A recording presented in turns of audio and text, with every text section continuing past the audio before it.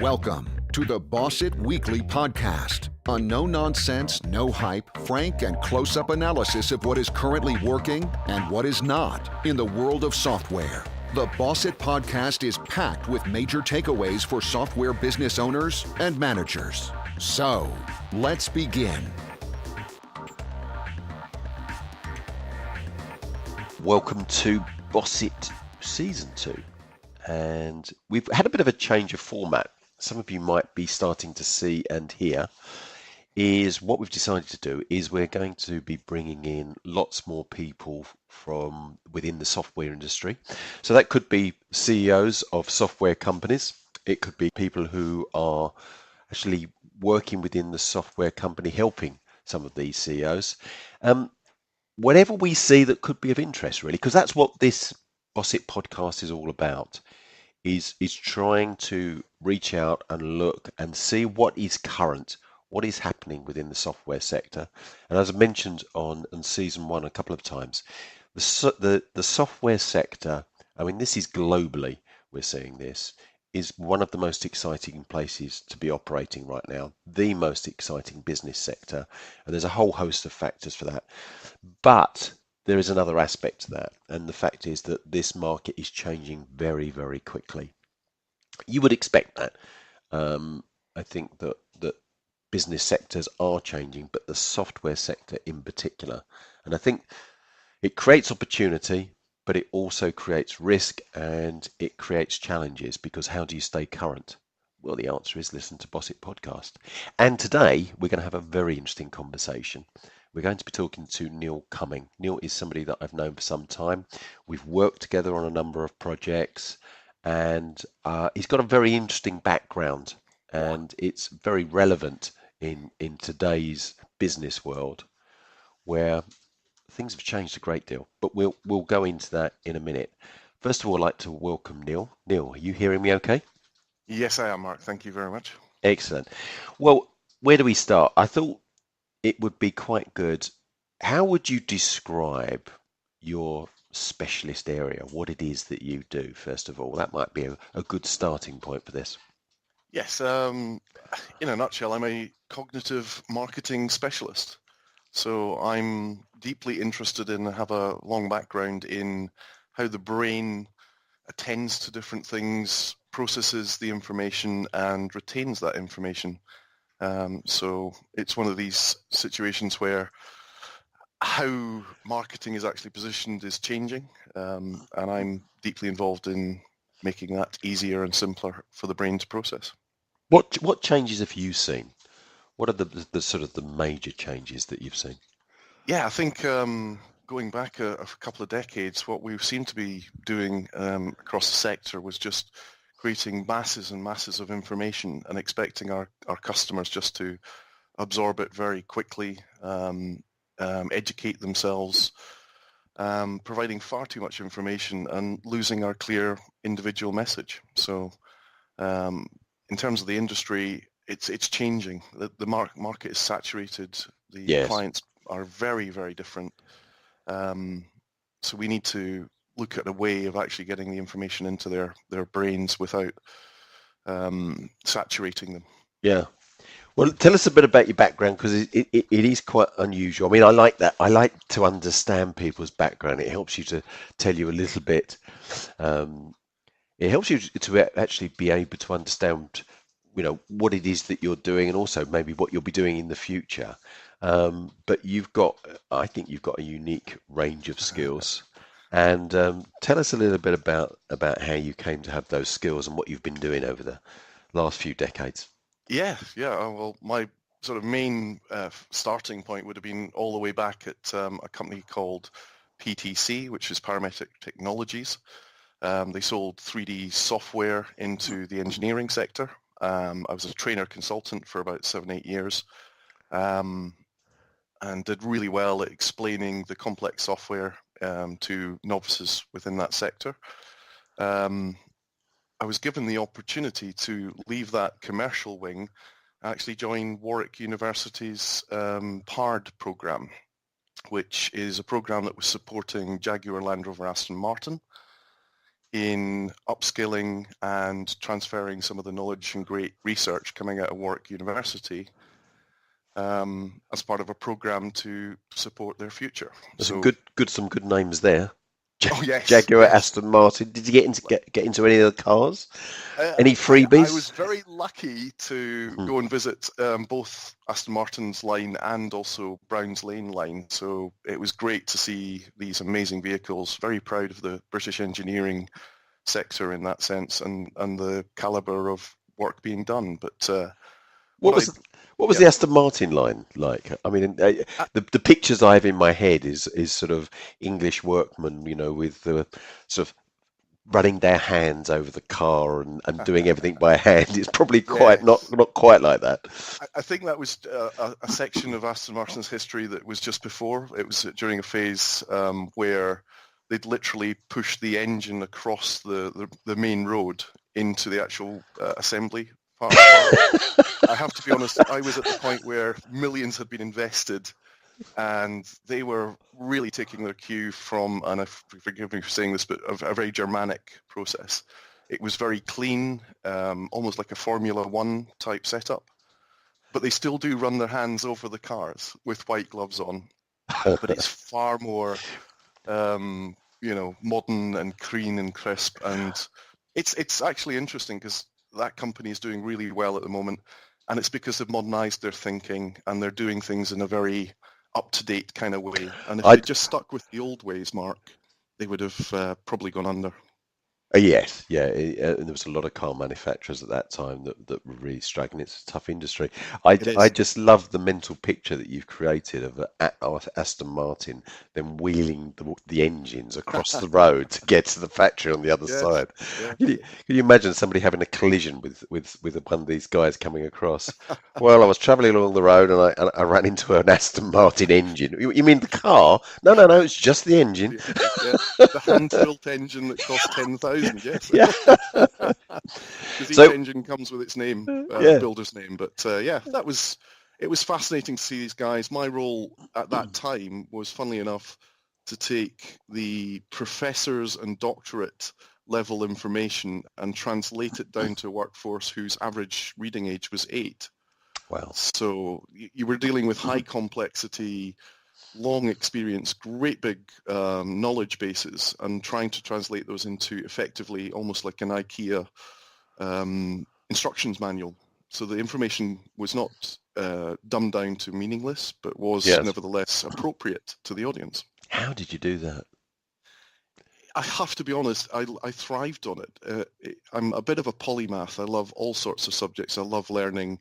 Anybody who brings me a great fascinating subject and talks well on it, I just get a real kick out of. So when a professor was talking about how you weld steel to aluminium, yes, no personal knowledge of it, but I get absorbed into that story, and I naturally try and place myself in the shoes of the person who needs to know that and say, what is it this person's saying that I need to express, and say in the simplest way possible.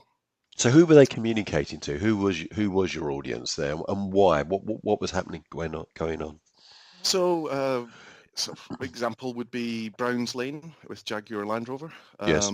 There was, as I just mentioned, the welding of two materials. They were just experimenting with bringing more aluminium into the actual car design. Okay. And these two metals are a trickier proposition than normal. So the guys on the line who actually have to do these manual welds as well as the machine welds, they need to know what they need to know, but no more. So there was material characteristics and stuff like that from the material scientists' boffins. Yes. And I came up with a way explaining what they needed to know in a simpler way. So it was a very cool, and it went across everything, even management skills and all sorts of different things. Almost every day I was given something new to translate into operational activity at one of the sites.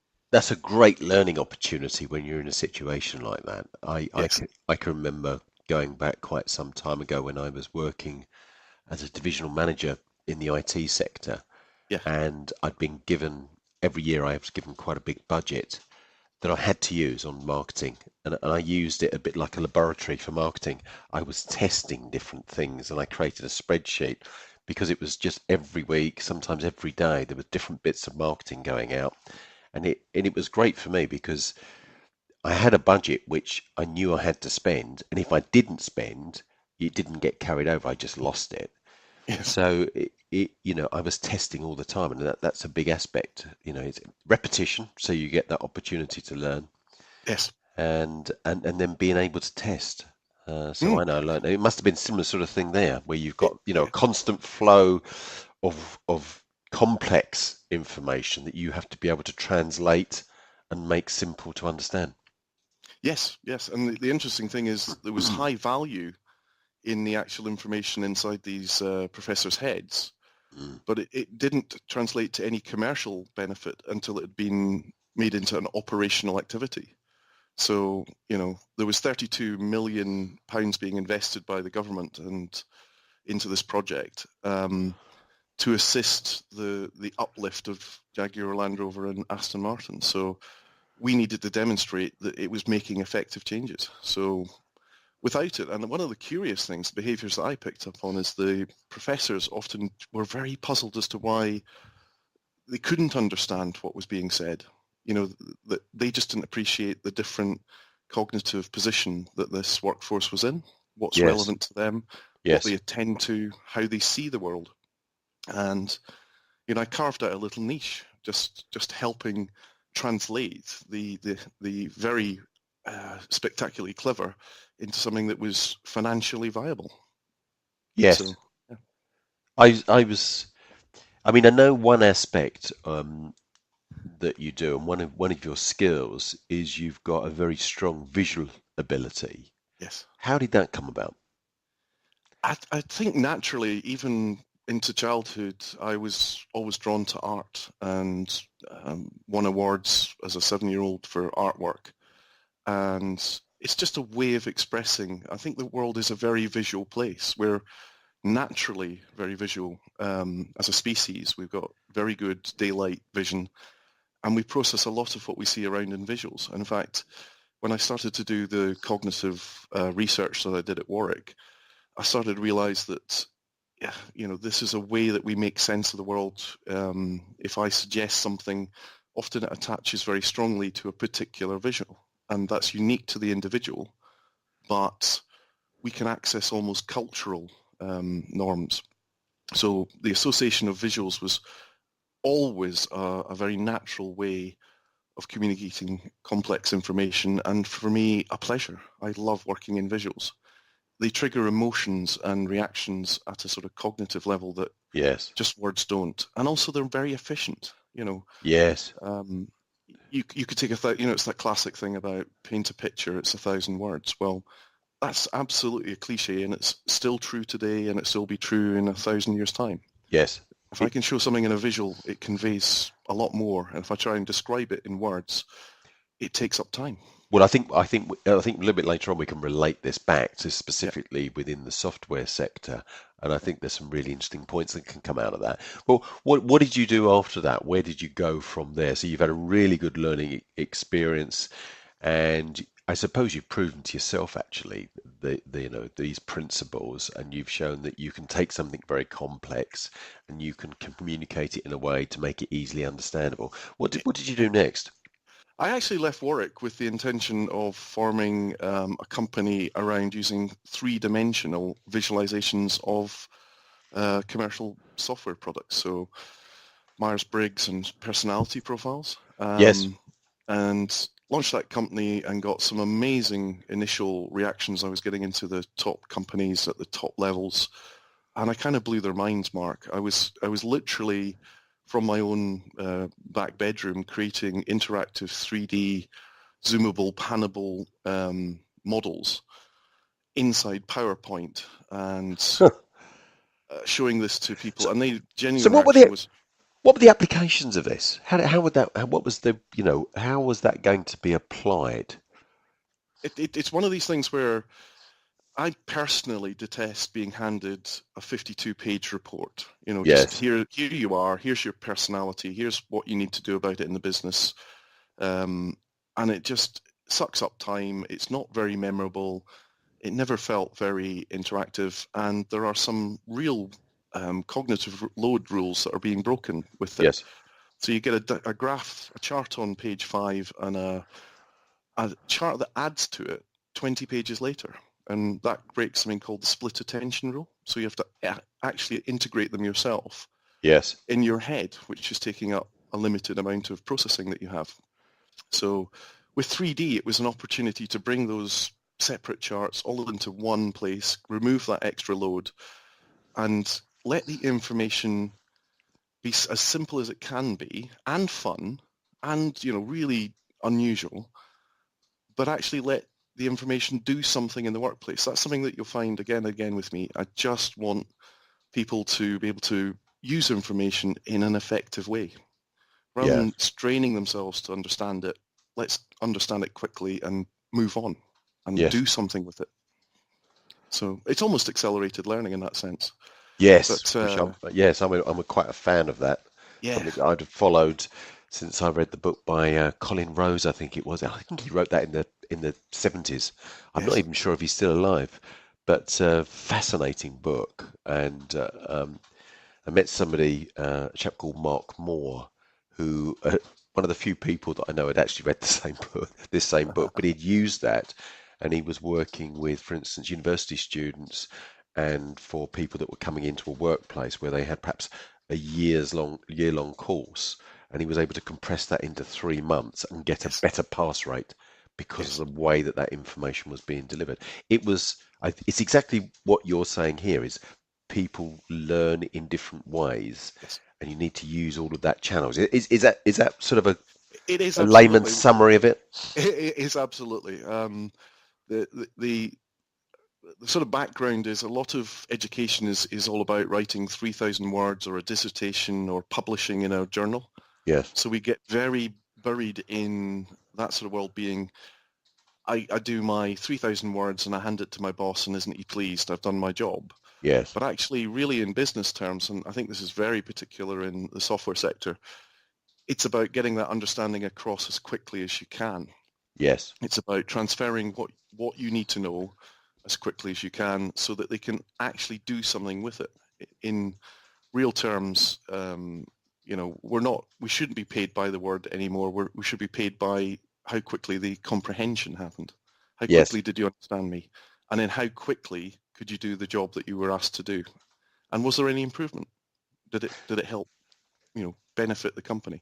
And I know that there's a number of different terms that we've discussed in the past. Yes. And maybe we can go through a few of those. And I think some of them are really very, very applicable in the software sector, and it's worth us going through. But cognitive overload, I think, is an important concept to discuss. And maybe you could sort of give a quick overview of that, what we're talking about there. Yeah, the thing with cognitive overload is, I think we've all experienced it. It's that moment where literally you cannot take in any new information. You're so saturated with what you're trying to process Yes. that your brain trips over. Now, there's different viewpoints. You'll find half a dozen academics all putting forward different theories, but from the research that I undertook and across the thing, sort of the smallest number is 4 plus or minus 1 new bits of information over a certain period, a short, brief period. Yes.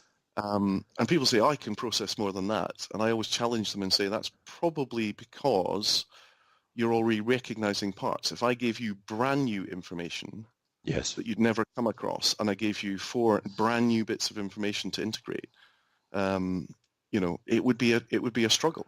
Yes. And one of the things that we've always encountered as we've gone through is this aspect of, well, I put 20 bullet points on a slide, and I'm just going, well, you're breaking the rule. Oh no, they know it already. Well, I'm always like, well, why did you put it on a slide? If they already knew it, what were you doing? Yes.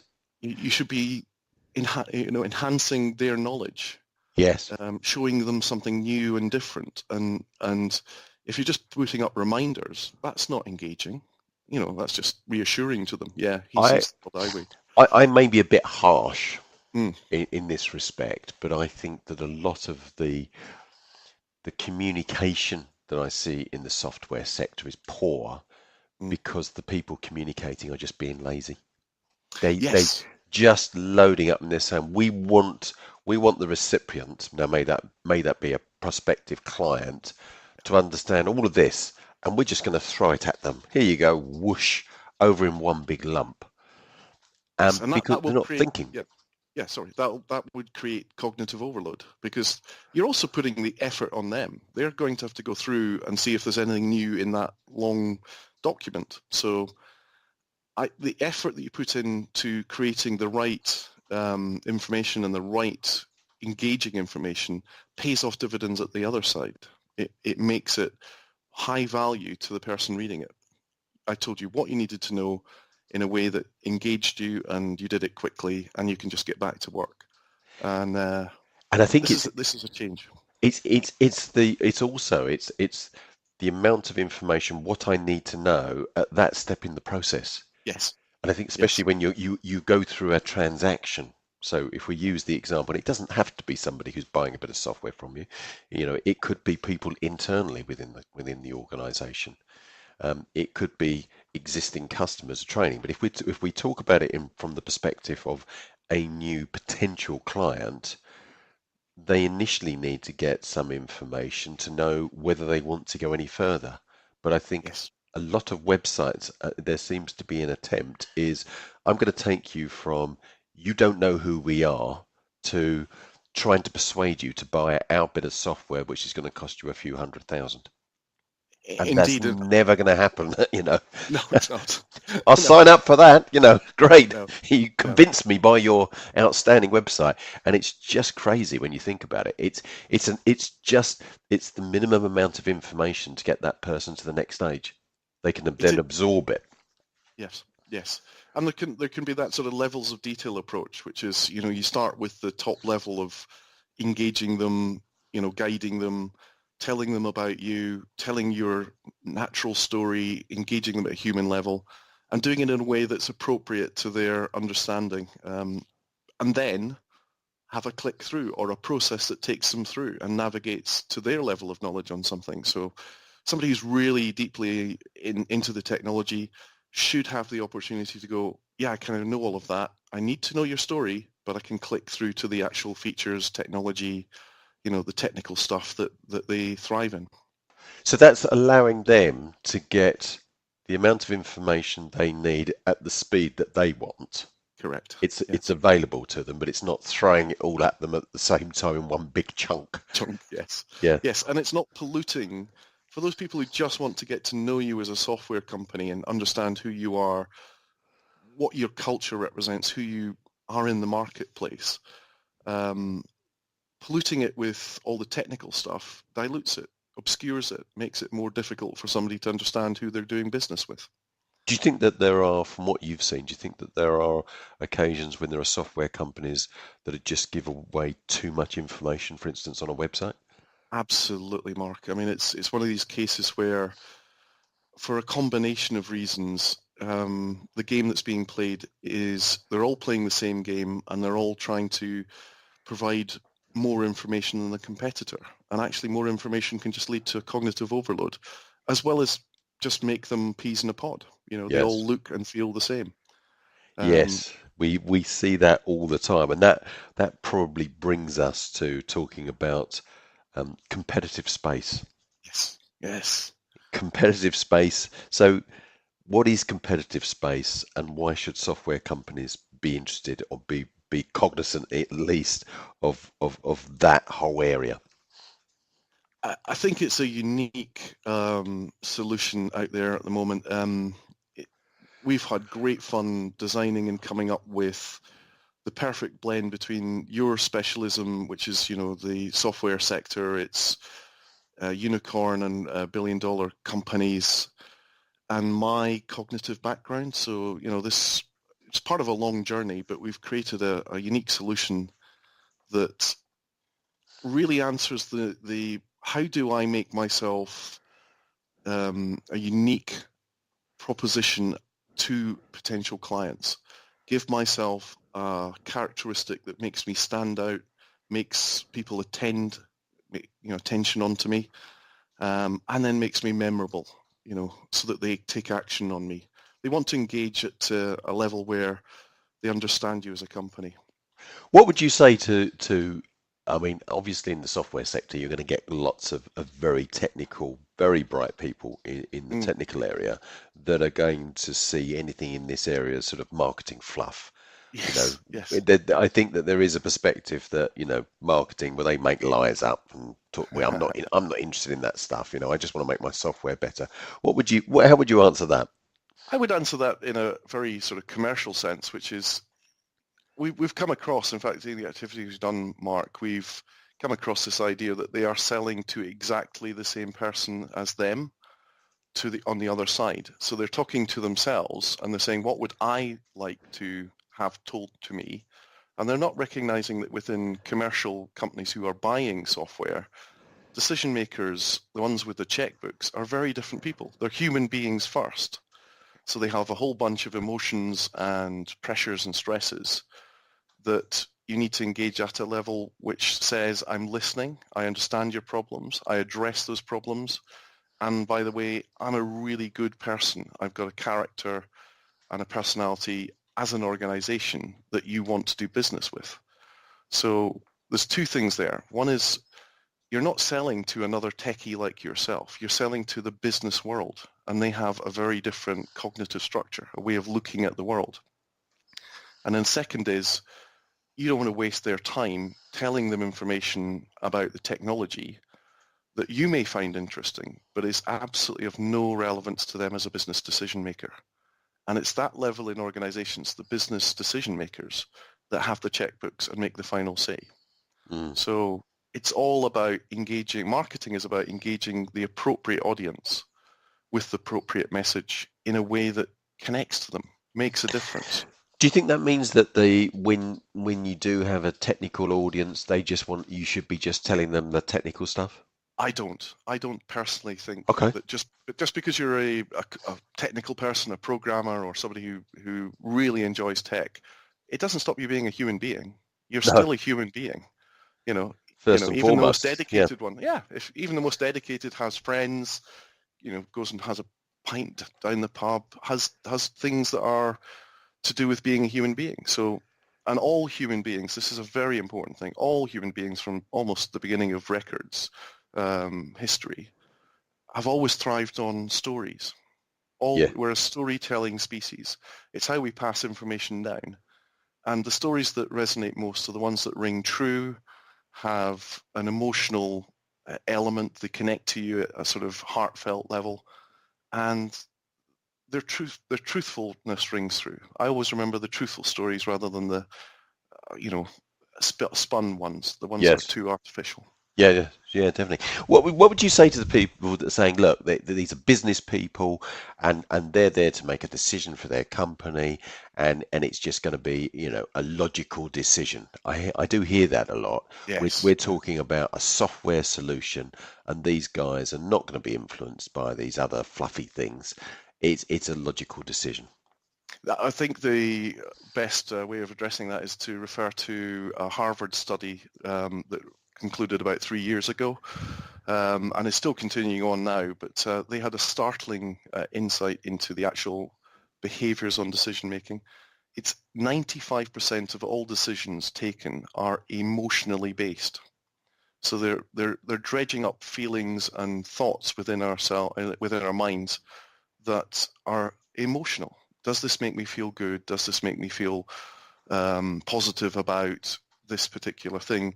We're also connecting up with their own understanding of the world. So if we connect to them at a human basis, we're bringing up that sort of unconscious bias and attaching our product or service or solution to it.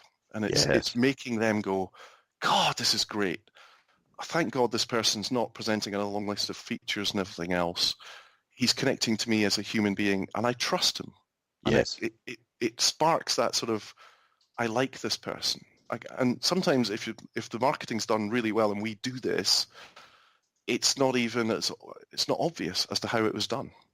Yes. It's the fact that we are using those triggers to get to the emotions.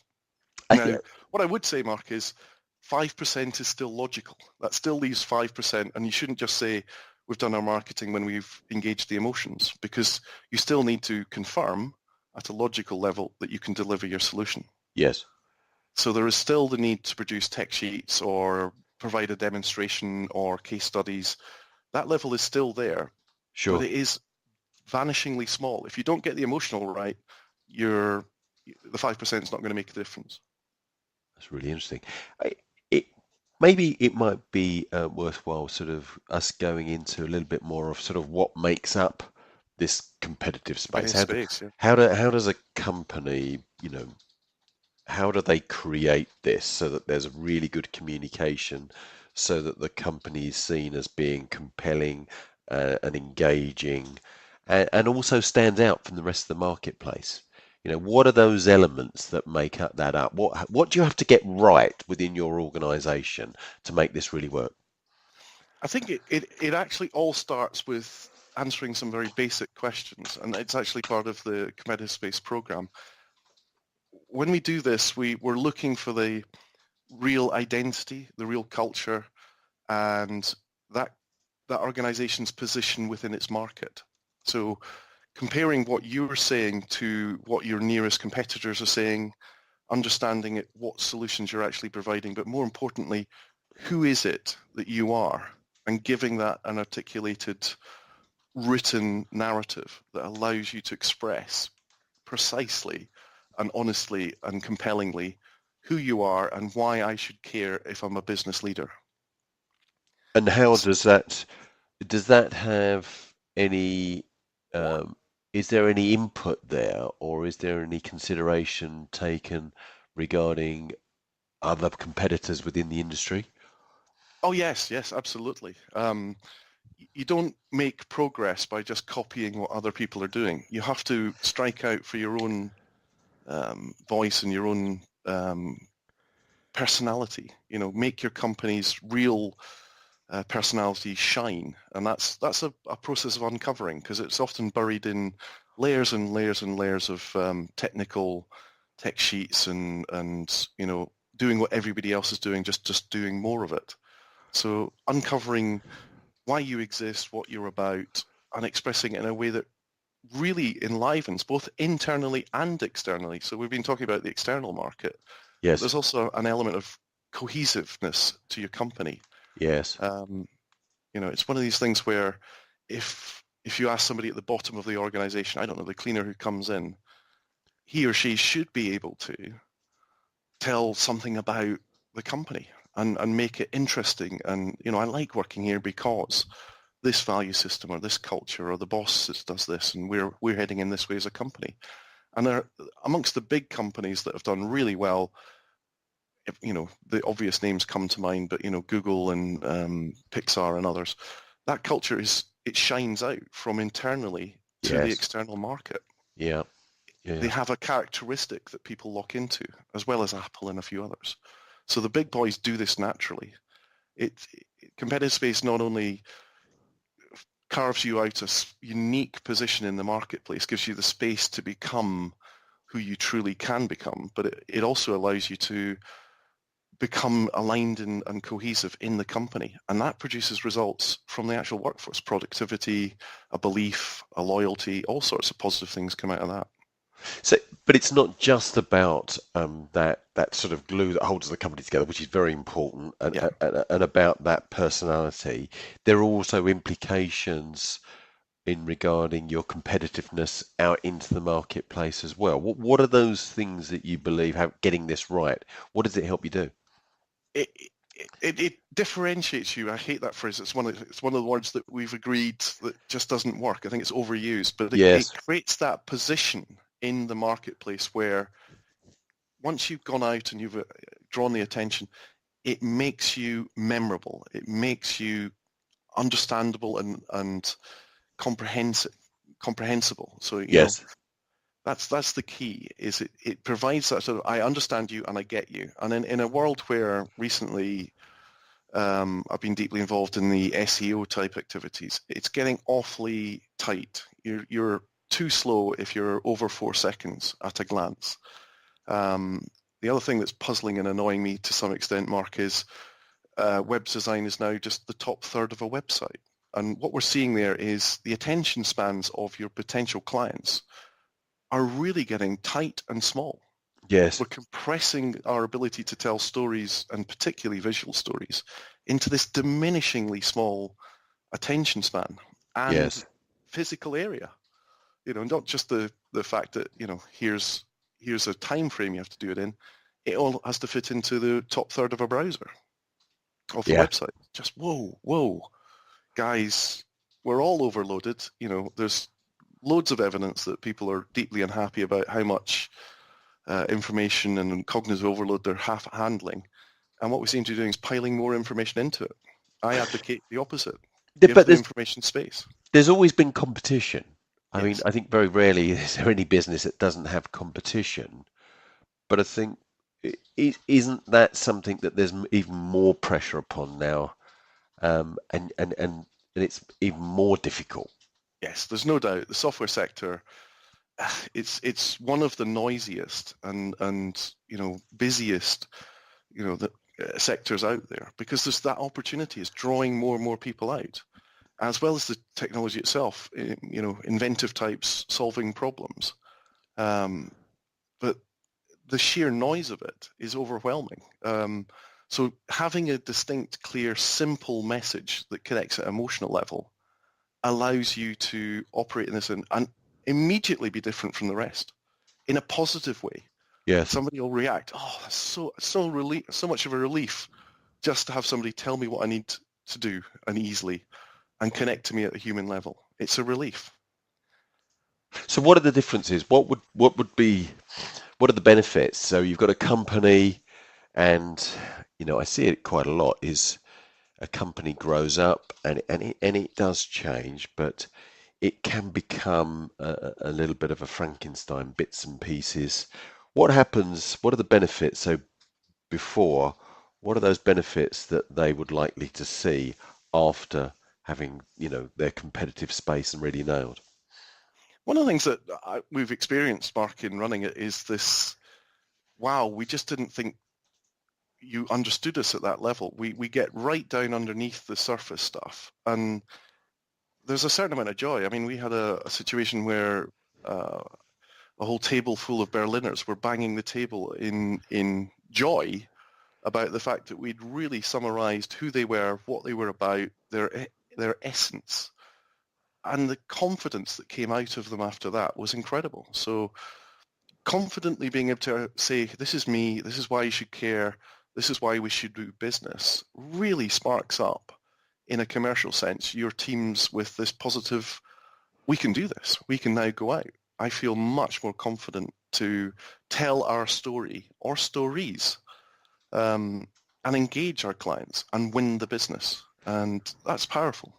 I'm old enough to have been around in the 80s and 90s in business when there was a lot of American management theory that was coming into the industry, where they were doing workshops and they were putting mission statements together and what do we stand for. And there was a lot of cynicism that was created after a few people had been through these workshops, because it was just some words that was put onto a website and no one ever read. What's the difference here? The difference, and I'm really cynical, I agree with you, those mission statements, and I've actually got a background in the military, so I've got the understanding of why telling a workforce what your mission is one of these things that was bled across. We're going to do this, and we're going to do it in this way because. Now, in the army, that was kept really simple, because you could, again, be dealing with not necessarily very well-educated individuals, but they were intelligent, don't get me wrong, intelligent, but in a different way from academic. The mission statements in business, they sort of stopped using that simplicity, and over a period of time became much more about the shareholders and stock market type stuff. It was just tell investors and financial types where they were heading. That's not the story of a company. That's not the character of a company. That's a tick box sort of, I've done that so that my shareholders and leadership understand. It also doesn't necessarily help the workforce at all. Yeah. because they were getting more and more removed from the simple message that draws the workforce together. Really the simplest mission would be to have one line, which is we will care for our customers and grow our business. Yeah. There's a Yeah. mission statement. Yeah. It could apply to any company. So one of the things, it's nice to say something as simple as that, Mark, but is it unique? Because this is the other thing about what we're really driving for here, is saying something that's unique to you is critical. If everyone says the same thing, how do you pick and select? How do you engage the end clients and Yes. customers? Some of these phrases can very quickly become cliches that people then, they no longer really pay attention to, like any cliche. And I think, we've had many discussions about sort of the business talk that you hear within the industry, that when people are trying to be, I don't know, they're trying to be professional, they come out with these phrases, and it just, people read it over and over again, and it doesn't really mean anything anymore. It doesn't. You know? I'd like something that you came up with, which is to use the reverse logic on the piece of jargon. So I know that you've got a list somewhere in front of you, which I'm away from the screen. Yes. I love that way that you deal with the jargon, and it's such a simple tool. I mean, everyone can benefit from it, which is just reverse the logic on it. And if it's blindingly obvious that shouldn't be the case, you're not pushing the positive bit. You're not expressing something that makes a difference. Well, I think one of the things you were talking about is about being memorable, and when you use these cliches, phrases, is instantly it's forgotten. You're not memorable, and people just, they don't take it in. It's some of the ones I've got written down here are dedicated to your success. As though that's gonna win someone over, because there's another guy over the other side and he's saying, well, actually, what we want to do is trying to help you lose. We're dedicated to you losing.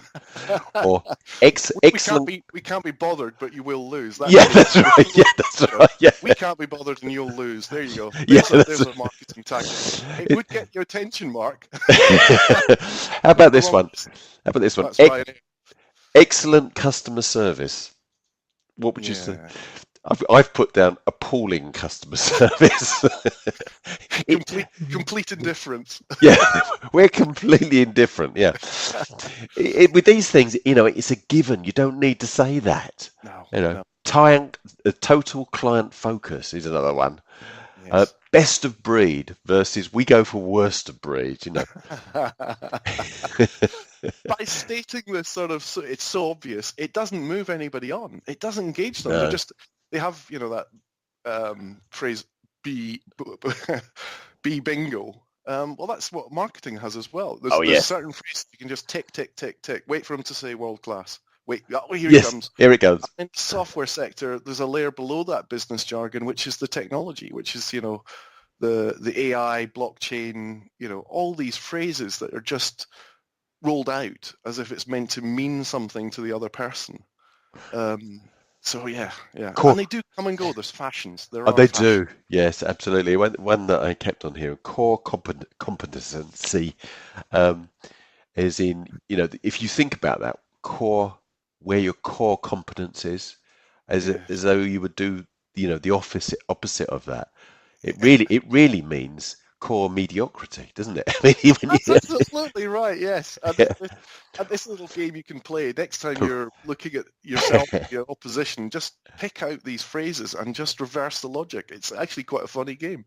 You pick the opposite and say the more extreme the opposite, the less valuable the offered cliche is. It is genuinely fun to do. And I think you spot them again and again, because marketing types just keep doing that. They keep rolling back to these cliches. And it's there's a laziness there as well. I mean, I think the word solution is used over and over again. And, I've got written down here, and it's a reminder, because I can do it as well. I can start to use that word solution. A wheelbarrow and a fork are solutions. What does it really convey to you? Yeah. You use words, simple words, to convey what you really mean, and don't be lazy. I think that's the point. Well, there is effort in all of this, and this is why there's time pressures on, getting the marketing message and getting it out there. But for every bit of effort you put in at this early stage, the payback is enormous at the back end when it starts to get expensive. You know, when you're going out with sales teams with the massive costs involved, getting that environment, that competitive space correct before you ever venture beyond, so that you avoid the cliches, that you have this story and your sales teams are using these stories to engage decision makers at a human level. It saves you big bucks in the end, you know. We have the sort of key thing of saying it's outsmart, not outspend. And that is so powerful. Yeah. Use intelligence at the beginning of the process. Yes. To save yourself thousands at the end of the continuing process. Yeah, I mean, it's multifaceted. There's lots of layers with this in being able to get this right. But I think we've got to be frank. It's not an easy thing to get right, is it? I mean, it's easy when we're talking about it now, but I mean, you and I know it's hard. It's hard to get this right. Yeah, doing it on yourself is the hardest thing, actually. You know, yes. Actually being that self-aware and just practicing it on yourself. You know, a bit like having a really great friend who's one of these true friends who'll tell you that you got spinach on your teeth or your nose hair coming down your nose or something. And really, that's the level of sort of intimacy, but you don't do it to yourself. Having some trusted outside expertise that says we will get to the truth underneath it all and actually take that out in a way that presents you in a unique position. Yeah, that's the power of it. But it's not easy. Certainly not doing it to yourself. Yeah. No. And just because I'm just looking at the time now, we've actually been going 46 minutes, so this is a long podcast. But no, that's good. I mean, it's been great. First of many. I've Yeah. thoroughly enjoyed it, Mark. Yeah, Really. it's a big subject, and I think we've just touched upon it. But I think you nibble the edges. Yeah, Yes. exactly. Just to sort of finishing up, what aspects within somebody's business, if they get this right, what aspects within their business does this positively affect? I can't actually give you a single answer. I'd love to. I think it makes the internals blossom. People are much more cohesive and aligned and happier within the business. But more importantly for the commercials, it connects you to your customers in a way that you'll just be amazed at. They will really react. We've got some great examples of that, but beating big companies using this methodology is very possible. You don't have to be scared of taking on the big guys if you're speaking the truth at a human level. That's a great way to finish. I love that. So I've got to thank you for today. It's been really interesting conversation. We've gone to 47 minutes, which I think might be a record for the Boss It podcast. Even Michael Humbley, when we were talking with him, and he was on a roll, we didn't go on that long. So this is a good sign. Or maybe the editors can trim it down. Who knows? Yeah, exactly. Yeah, I'll probably have to say different times, and then they'll cut it in. It's only been 37 minutes. It's only been good conversation, Neil. Very much enjoyed that. And as always, this is the Boss It podcast. This is season 2. We're trying some different things here. As always, we want to hear from you. If you've got any topics that you would like us to cover, then let us know. And if you've enjoyed it, please give us a thumbs up and share it. That'd be great. Thank you very much.